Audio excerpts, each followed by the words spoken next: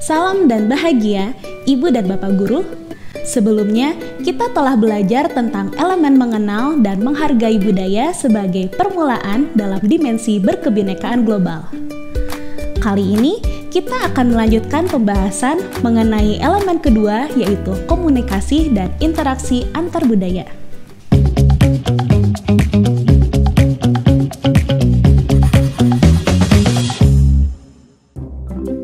Swasti, di kelasmu ada anak baru kah?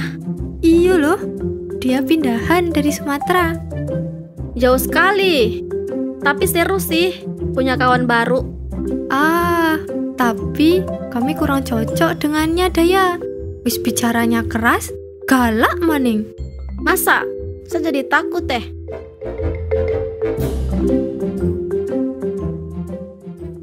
Hei, tunggu, berhenti. Iya, ada apa ya?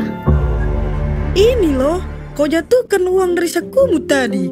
Astaga, itu uang jajanku. Makasih ya.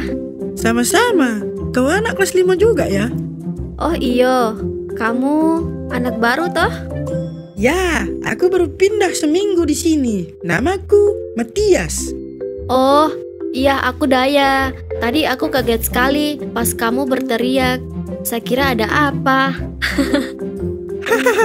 Maaf ya, bikin kau kaget. Tapi aku tidak bermaksud marah-marah. Kau mau ke perpustakaan ya? Kebetulan aku mau pinjam buku ke sana. Ah, betul. Kamu suka baca buku juga? Bareng yuk. Nah, Ibu dan Bapak Guru, kita telah menyaksikan percakapan antara Daya dan Matias yang awalnya tak saling kenal. Daya sempat menyimpan prasangka yang membuatnya takut berbicara dengan Matias. Namun, prasangka itu luruh saat komunikasi positif terjalin antara mereka. Hal berbeda mungkin terjadi jika mereka sama-sama menutup diri. Situasi tersebut terasa dekat dengan kehidupan kita sehari-hari ya. Ibu dan Bapak Guru sekalian, mari kita renungkan terlebih dahulu.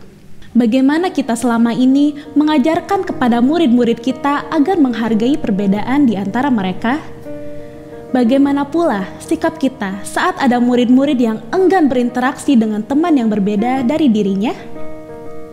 Era globalisasi mempermudah bertemunya individu dengan beragam latar belakang. Hal ini memungkinkan berbagai budaya saling mempengaruhi, berpadu, bahkan berselisih. Nah, komunikasi dan interaksi antar budaya memiliki peran penting sebagai jembatan penghubung.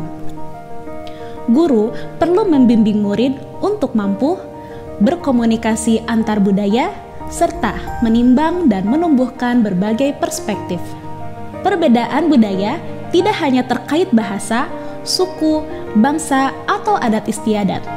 Perbedaan sosial ekonomi, profesi, keyakinan, bahkan gabungan dari semuanya juga termasuk dalam perbedaan budaya yang dapat menjadi tantangan berinteraksi. Kesadaran atas perbedaan dan kemauan untuk berkomunikasi antar budaya menjadi kunci tumbuhnya sikap menghargai kesetaraan. Berbagai dampak negatif seperti prasangka, diskriminasi, hingga perselisihan antar kelompok pun dapat diminimalisasi. Lalu, alur perkembangan seperti apa yang diharapkan dari sub-elemen ini? Pada jenjang PAUD, murid dapat dikenalkan berbagai cara untuk mengungkapkan perasaan dan pikirannya. Hal ini penting untuk membangun kepercayaan diri dan menjadi pondasi dalam kemampuan komunikasinya kelak. Pada jenjang SD, murid mengenali bahwa orang-orang menggunakan kata, gambar, dan bahasa tubuh yang dapat bermakna berbeda. Di akhir fase, murid kemudian memahami adanya persamaan dan perbedaan komunikasi di dalam atau antar kelompok budaya. Contohnya, pada ilustrasi di awal video, Matias dan Daya menyadari adanya perbedaan pola komunikasi sehari-hari. Pemahaman ini diperkuat melalui tahap eksplorasi pada jenjang SMP, sehingga murid mengenali berbagai faktor resiko dalam berkomunikasi antar budaya. perkembangan murid pada jenjang SMA akan sampai ke tahap menganalisis hubungan antara bahasa, pikiran, dan konteks untuk memahami dan meningkatkan komunikasi antar budaya. Subelemen yang kedua adalah menimbang dan menumbuhkan berbagai perspektif.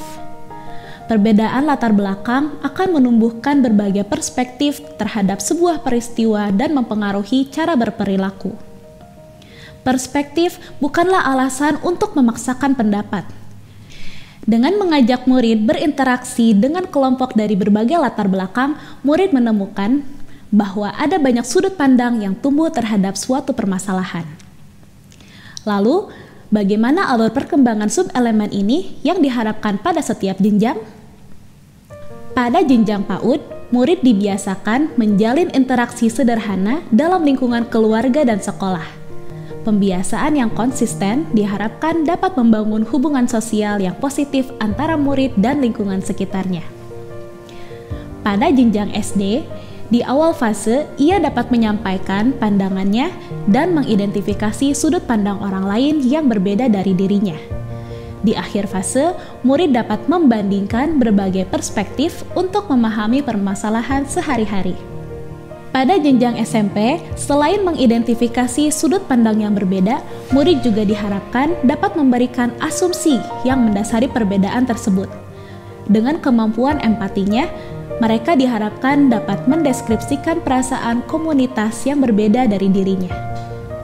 Pada jenjang SMA, murid dapat menyajikan pandangan yang seimbang dan memperlakukan orang lain dalam posisi setara, serta memberikan pertolongan ketika orang lain dalam situasi sulit.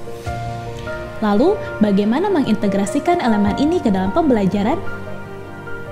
Pada jenjang PAUD, dapat dimulai dari hal sederhana, misalnya membiasakan 3S, senyum, salam, sapa di lingkungan sekolah.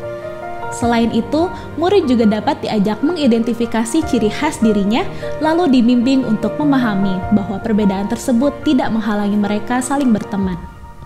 Pada jenjang SD, pengenalan perbedaan budaya dapat dilakukan. Misalnya, guru dapat menyapa murid dalam berbagai bahasa saat memulai pembelajaran. Murid juga dapat diajak menonton video atau film pendek. Lalu, guru memantik diskusi melalui pertanyaan terbuka. Murid juga dapat dipertemukan dengan murid lain dari latar belakang budaya yang berbeda, yang memungkinkan mereka saling mengenal dan berdiskusi. Contoh paling sederhana adalah aktivitas saling berkirim surat. Pada jenjang SMP, salah satu contohnya adalah melalui aktivitas wawancara dalam pelajaran bahasa Indonesia. Misalnya, murid menemui orang dari beragam latar belakang berdasarkan profesi atau lokasi yang ditentukan guru. Disitulah murid akan belajar menyesuaikan cara komunikasi saat melakukan wawancara. Pada jenjang SMA, salah satu caranya melalui aktivitas bermain peran. Contoh, saat pelajaran IPS, murid berperan sebagai perwakilan negara-negara dengan perbedaan bahasa dalam pertemuan internasional. Guru menjelaskan bahwa perwakilan tersebut menggunakan bahasa yang sama, yaitu bahasa Inggris untuk berkomunikasi. Meskipun begitu, mereka tetap membawa ciri khas masing-masing dalam pengucapannya yang berbeda-beda. Secara umum, pembelajaran juga dapat dilakukan melalui kegiatan bakti sosial ke panti ureda atau panti asuhan. Hal ini bertujuan untuk mengasah empati dan menumbuhkan kemampuannya melihat dari berbagai perspektif. Murid yang memiliki dimensi berkebinekaan global diharapkan terbuka akan perubahan dengan tetap mempertahankan jati diri sebagai bangsa Indonesia. Sikap toleransi dan berempati saat berinteraksi dapat dipupuk sejak dini melalui pembiasaan sehari-hari ya, Ibu dan Bapak Guru. Yuk sama-sama belajar agar murid-murid kita bisa menemukan